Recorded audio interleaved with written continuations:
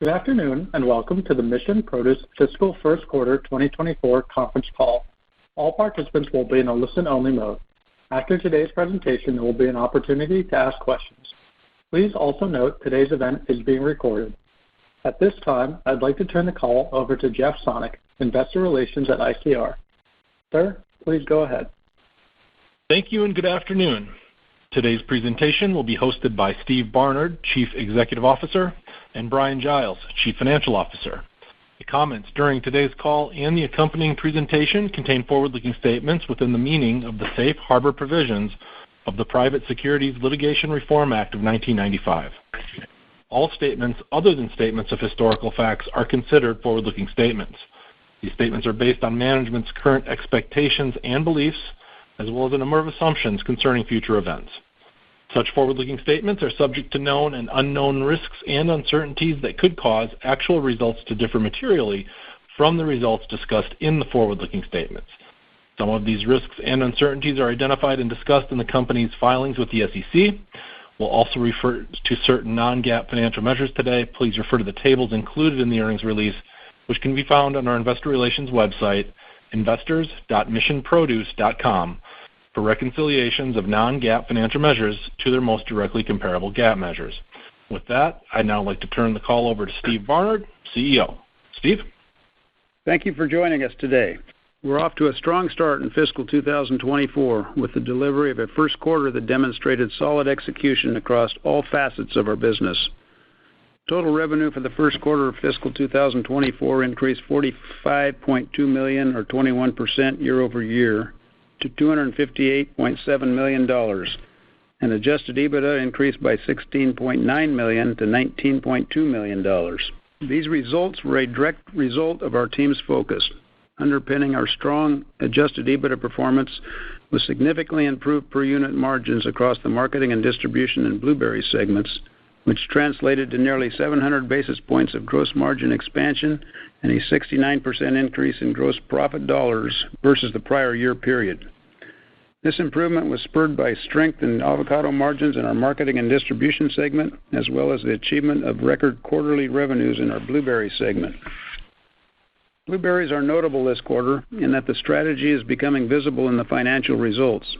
Within this business, we have been investing capital in new premium varietals that not only offer additional yield opportunity to drive higher returns on investment, but are also differentiated in terms of the appearance and flavor profile, which offer retailers and their customers significant value. Similar to our international farming segment, we were able to generate higher margins as a result of behaving as an operator with a greater capital intensity. The blueberry business is providing us with incremental levers to drive per unit margins at the consolidated level. And in an environment such as this, where industry volumes are constrained, we are well positioned to capture the additional margin upside that is created from advantageous pricing. Together, these businesses contributed meaningfully to our overall adjusted EBITDA generation in the first quarter and demonstrates Mission's unique ability to drive value through its leading global market position. Our primary goal is to drive long-term volume growth by supporting our markets with consistent supply, creating an environment to drive per capita consumption growth through greater access. To support opportunities in emerging growth markets such as Europe and Asia, we are methodically building our capabilities in those regions in a measured fashion. In the United Kingdom, the construction of our new forward distribution center is progressing according to plan, with our Phase 2 build-out to expand capacity, including additional ripening rooms, storage, and sorting, as well as building handling capacity for our very popular mango category. While our mango program is still in its infancy, first quarter revenue grew nearly 50% compared to the same period last year to over $10 million. The opportunity ahead is immense. Mangoes are among the most consumed fruit globally, yet in the Western markets it has lagged behind, primarily due to the lack of consistent year-round high-quality sourcing. We are eager to bring some greater execution to this fragmented industry and help drive greater consumption. In fact, we recently reinvested in this business with new leadership that is already generating early wins through improving our third-party sourcing, enhancing our operational capabilities, and meeting the needs of retailers in a more consistent fashion, all of which is translating to growth. We think we are in an ideal position to compete for market share globally, and this focus has immediately yielded new customer engagements and is very complementary of our avocado program from a merchandising perspective. Supporting these strategies are our physical distribution and ripening assets, our expansive third-party sourcing network, and our vertically integrated growing operations in Peru.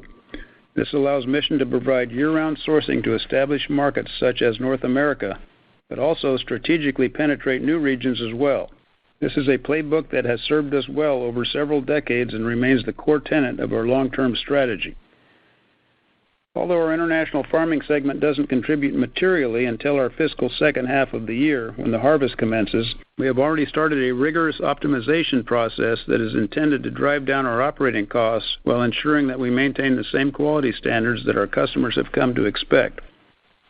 We are encouraged by the progress we are making with this initiative and expect that it will translate to improved operating performance later this fiscal year.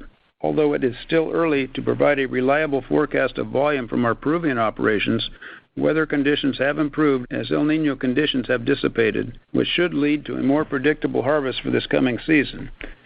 We believe that the improved growing conditions combined with enhancements to our operations will create a more constructive backdrop for our international farming segment performance later this year.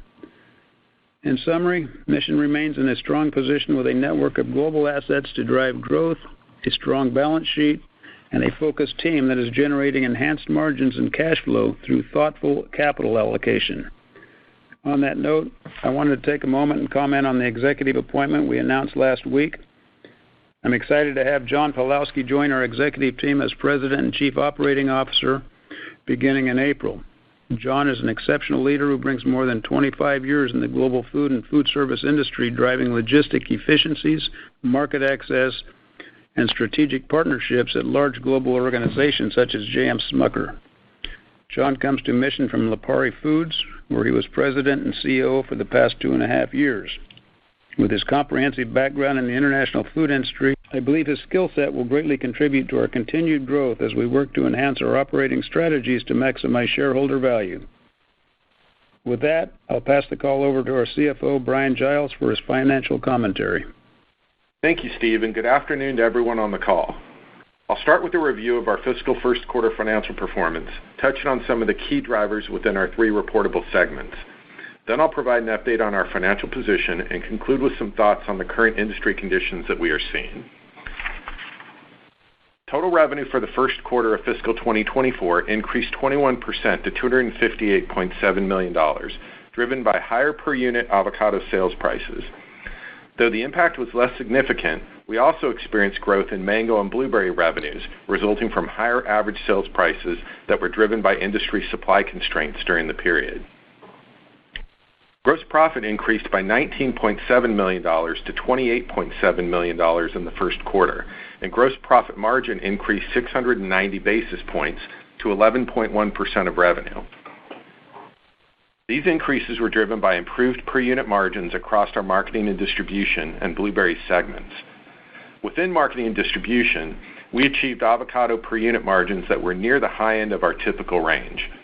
This performance was bolstered by a decision to implement price increases for our value-added services heading into this fiscal year to cover the structural inflation that has proven difficult to mitigate.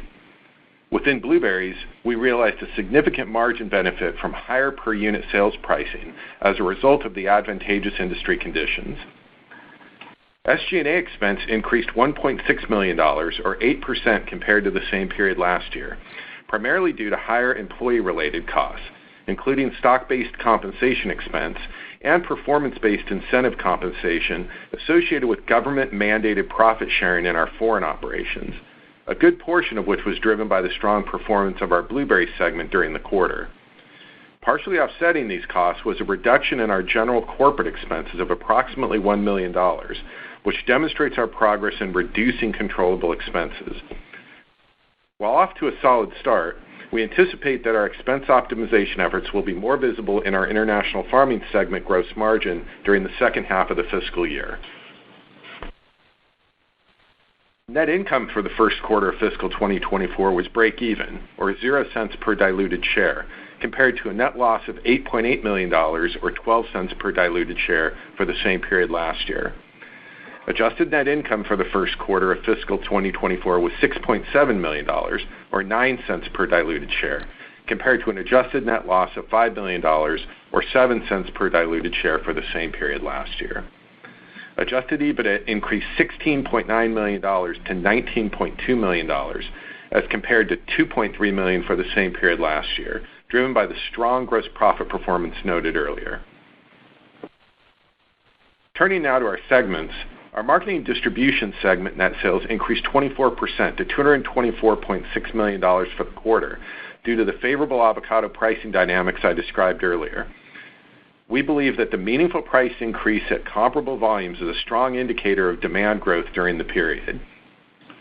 Segment adjusted EBITDA increased $6.4 million to $11 million due to the impact of higher per unit gross margins, resulting from relatively stable avocado supply conditions in Mexico during the period and the value-added price increases previously discussed. Our international farming segment revenues and EBITDA are concentrated in the second half of our fiscal year in alignment with the Peruvian avocado harvest season, which typically starts in April and runs into September of each year. Activity during our fiscal first quarter is currently focused on packing and processing services for our blueberry segment and for third-party producers of blueberries, though this will evolve over time as our operations develop in other areas of Latin America. With this in mind, total segment sales in the international farming segment were $5.8 million, approximately flat compared to the same period last year. Segment adjusted EBITDA increased $1.3 million to a negative $0.5 million, driven primarily by cost savings measures within our Peruvian farming and packing operations. Activity in our blueberry segment tends to be concentrated in the first and fourth quarters of our fiscal year in alignment with the Peruvian blueberry harvest season, which typically runs from July through February. Net sales increased 9% to $32.5 million, and segment adjusted EBITDA increased $9.2 million to $8.7 million compared to the same period last year. Industry supply conditions from Peru had a dramatic impact on sales pricing and volume sold during the quarter. In regard to sales growth, we experienced a 90% increase in selling prices that was substantially offset by a 43% decrease in volume sold. EBITDA growth was driven by the significant increase in prices that resulted in substantial improvement in per unit margins. Shifting to our financial position, cash and cash equivalents were $39.9 million as of January 31st, 2024, compared to $42.9 million at October 31st, 2023. Operating cash flows are seasonal in nature. We typically see increases in working capital during the first half of our fiscal year, as our supply is predominantly sourced from Mexico under payment terms that are shorter than terms established for other source markets. In addition, we are building our growing crops inventory in our international farming segment during the first half of the year for ultimate harvest and sale that will occur during the second half of the fiscal year. Net cash provided by operating activities was $9.5 million for the 3 months ended January 31st, 2024, compared to cash used in operating activities of $1.3 million for the same period last year. The $10.8 million increase was driven by improved operating performance, partially offset by working capital growth. During the current period, our working capital position was negatively impacted by the higher avocado pricing environment, which had an unfavorable effect on both accounts receivable and inventory balances. Inventory growth in the current year period was also driven by higher blueberry growing crop inventory in Peru due to the extension of the harvest season compared to prior year. Capital expenditures were $9.9 million for the first quarter ended January 31st, 2024, compared to $17.6 million last year. Capital expenditures were balanced across each of our 3 operating segments and were comprised of avocado orchard development, pre-production orchard maintenance, and land improvements in Peru and Guatemala, early-stage blueberry plant cultivation in Peru, and construction costs associated with our UK distribution facility. As we mentioned on our last call, the year-over-year reduction in capital spending reflects the tapering off of our recent heavy investment cycle in avocados, and is at a level we feel comfortable with over the near term to support our ongoing farming expansion and facility improvement projects. Our projected CapEx budget for fiscal 2024 remains unchanged at $30 to $35 million. Net we believe the business is well positioned to generate positive free cash flow in fiscal 2024 and beyond. I want to reiterate that our core capital allocation priority is maintaining a healthy capital structure that minimizes leverage. Debt paydown remains our near-term priority, and given our forecast for improved operating cash flow for the full year fiscal 2024, we expect to be in position to strengthen our balance sheet by the end of this fiscal year. In terms of our near-term outlook on the fundamental drivers of our operations, we are providing some context around our expectations for industry conditions to help inform your modeling assumptions. Beginning with avocados, industry volumes are expected to be relatively flat in the fiscal 2024 second quarter versus the prior year period. Sourcing from Mexico should taper off in the latter part of the quarter as we near completion of the current harvest season, while California harvest volumes should begin to build toward the middle of the quarter as weather permits. Peruvian volumes are unlikely to have a meaningful impact on the market during the quarter. Avocado pricing is expected to be slightly higher on a sequential basis and approximately 10 to 15% higher than the $1.30 per pound average experienced in second quarter of fiscal 2023, assuming that volume aligns with our expectations. Turning to blueberries, harvest timing shifts relative to last year have extended our Peruvian blueberry season. As a result, we expect that approximately 20% of the harvest will be sold through in the fiscal second quarter, whereas the season was substantially complete in the prior year period. Sales pricing is expected to decline sequentially in the fiscal second quarter in response to increased industry volume, resulting from the expectation for other source regions to begin seasonal harvests on a normal cadence. That concludes our prepared remarks. Operator, now over to you. Please open the call to Q&A. Thank you. We'll now be conducting a question-and-answer session. If you'd like to ask a question, please press star one on your telephone keypad. A confirmation tone will indicate your line is in the question queue. You may press star two if you'd like to remove your question from the queue. For participants using speaker equipment, it may be necessary to pick up your handset before pressing the star keys. One moment, please, while we call for questions. Our first question is from Ben Bienvenu with Stephens. Please proceed with your question. Hey, good afternoon. Hi, Ben. Hi, Ben. So I want to ask, in the marketing business, this balance between taking market share on the volume side but managing margins on the per box side. How do you feel like you're doing? It looks like you gained, at least relative to the industry data, a little bit of market share on the volume front, and margins are recovering nicely. So maybe talk us through some of the things that you're doing and then expectations as you move forward to perhaps continue to deliver results along the same lines. Well, I think we're looking at some of our longer-term commitments and making sure we have the right supply-demand balance going forward. Some of the times in the past we would commit to pricing and the supply would fluctuate surprisingly to us in many cases. So we're trying to tighten that up. As we go forward, we've got that Peruvian deal coming on our own, so that kind of eliminates the high risk there too. So I think it's mainly just running a shorter leash on the pricing and making sure we know what the supply is at the relevant time. I would just add to that, Ben. I think that there's a natural tendency within Mission for the team to push share hard. I mean, we've grown the business to what it is today by taking share from competitors year after year. So the natural tendency is to continue to push. I think, we work together as a team to try to figure out how much risk we want to take on as part of that volume growth and moderate it. I think certainly we know margin has some variability to it from period to period. We benefited from I think a market that enabled us to get above average margins during the quarter while achieving that growth at the same time. I feel like it was a good quarter. We achieved what we wanted to. Not every quarter will look like Q1 did, but I think that's kind of a picture of what we want to achieve is build share while at the same time, while maybe not getting the highest margin that's out there, getting a reasonable one that doesn't impede us from continuing to grow. I think another thing, Ben, is the mango business continues to grow at a fairly rapid pace. There really isn't any leadership in that space, and one of the benefits Mission has.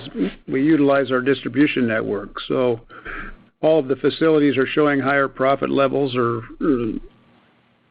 more volume through the facilities. The transportation's picking up a benefit there because a lot of times it's going to the same customer on the same truck. So there's a lot of synergies going on too, apart from the pricing. Okay, that's great. As we start to think about the back half of this fiscal year and the contribution of the Peru operations, what are your thoughts with respect to the crop, how it's looking, and how this year's performance from the international farming segment might look relative to last year? Well, last year we were hit pretty hard, especially at the end with El Nino. A lot of the crop shed on the ground after we estimated it. And then towards the end of the season, we were ending up with fruit not ripening. I know for a fact we lost several loads due to fruit just wouldn't ripen, no matter how long you left it in the ripe room. So it was dumped in many cases. So that appears to be behind us as far as the weather. The sizing on the crop looks to be normal. I was there at the end of January, and it looked to be perfect at the time from what we think of mid-sizes, 40s, 48s, and 60s. The crop is down a little bit. Pricing should be better just due to supply and demand. So we're pretty optimistic about it. Assuming El Nino stays offshore, we'll be good, I think. Okay, great. Thanks so much, and congratulations on a solid quarter. Thanks, Ben. Our next question is from Jerry Sweeney with Roth MKM. Please proceed with your question. Good afternoon, Steve, Brian. Thanks for taking my call. Hey, Jerry. Yeah, sure thing, Jerry. I had a couple questions on margins as well. I apologize if any of it is repetitive. I was writing stuff down, so as you were speaking on the last go round. But just wanted to talk about maybe get a little bit more detail on some of the cost enhancements you're making, which I also would include maybe some of the price increases. Maybe describe, some of the moves you're making, how much is left, and then is there ability? Are you caught up on price on some of in regard to the value you're adding to the fruit? So I think there's a little bit to unpack there. I can repeat some of it if you need to. Yeah, well, let's just start on the cost. Most of that came out of the Peru operation. We had been in a growth mode for several years, and they kind of had that growth mentality and had a lot of people doing lots of things. And we just unofficially went back to a zero-based budget on labor and said, okay, what do we need to get this job done in an efficient, correct manner? And that's really what we did. We had too many people doing one person's job in many cases because we were developing it and there was lots going on and whatnot. But now we're to the point where we're a little more mature down there as far as our developments, and now it's more of a direct operational team rather than a operational and a growth team at the same time. Yeah, and I would reiterate, Jerry, down in Peru, I think what we saw the impact of in the first quarter was some of the cuts we made in SG&A, as well as some of the reductions we made in the packing house itself.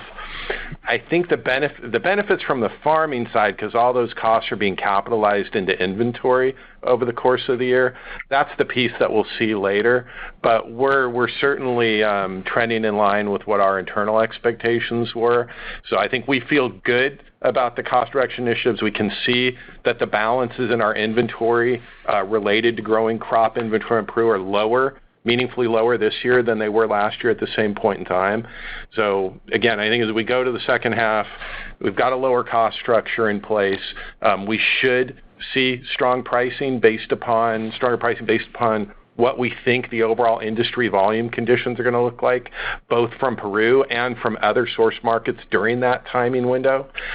So the big question mark will be what the overall production out of our farms look like this year. Getting those estimates accurate in terms of overall volume, timing, and sizing, as Steve alluded to. I think up here, In the U.S., what we see in the marketing side, certainly some emphasis on passing along some of the sticky cost increases that we've seen over the last few years. I think that I don't necessarily think that there is further increases on the horizon with the value-added services. I think we moved them up to where they need to be, but it's something we'll continue to evaluate as we move forward. Got it. That's helpful. And then just talking about blueberries and mangoes, obviously there's an absorption. It sounds like they're absorbing some of the, the fixed costs on distribution, packing, et cetera. How big can you grow these two business lines? Great question. Consumption keeps growing on both of them, Jerry. As you know, we're partners with Driscoll on the blueberries, and we don't run that through our distribution network here in the United States, but we do run it through our Peruvian facilities. So we pick up some benefit there as we continue to add hectares on that. That will continue to improve our numbers at the facilities down there. The mango business is definitely a benefit here in the U.S. as it complements it. It's off-season from some of the Mexican product, so we're using our Laredo facility in the summertime with mangoes when the avocados are at their low point of the year, and then we're leveraging the rest of the distribution centers across the nation because they're on the same truck going to the same customers, and they're being ripened in the same facilities. So it's a great benefit in that nature, in that respect. And I just build on that, Jerry, that I think touch on mangoes first. Steve is spot on. And the marketing side of the business, the ability to leverage our distribution infrastructure. Mangoes in the U.S. market have been growing at a faster rate than avocados over the last few years, and we believe that the runway on that is still pretty long. So I think it's a nice complement to our avocado business, which is maybe which is certainly a little more mature in the U.S. market than mangoes are today. It's tough to put a number on where we'll ultimately land on that, but because it's so early in the process, but we do believe that there's real potential. We think that the growth rates in mango revenue will likely outpace the growth rates in our avocado revenues in the near future. I think with blueberries, to Steve's point, we've got about 450 hectares in the ground today that we're producing fruit. So as we near the end of reach the end of our current harvest season, that's the volume that contributed, or the amount of acreage that contributed. As we've alluded to in our other or in our Qs and in previous calls, we are expanding up in the northern part of Peru. There's an additional 600 hectares that we're targeting to plant over the next 3 to 4 years. Those will start layering in production in the near term. We should have some acreage that's coming online from those plantings in this next harvest season, and it will likely even start a little bit earlier than what we've seen historically. Just the harvest window we're seeing up in north tends to come a little bit earlier. So again, potential for growth from that acreage.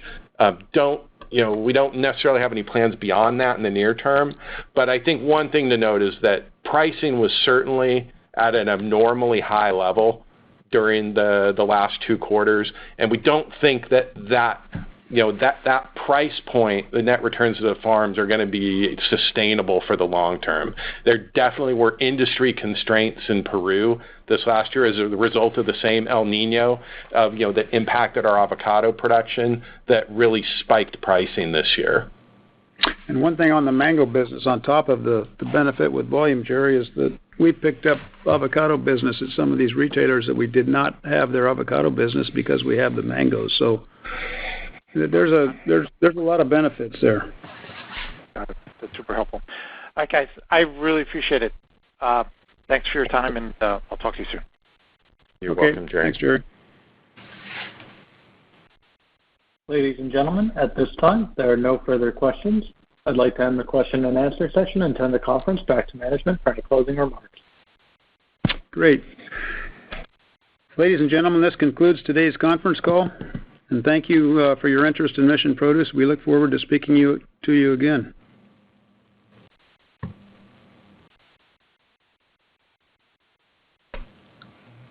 This concludes our conference. You may now disconnect.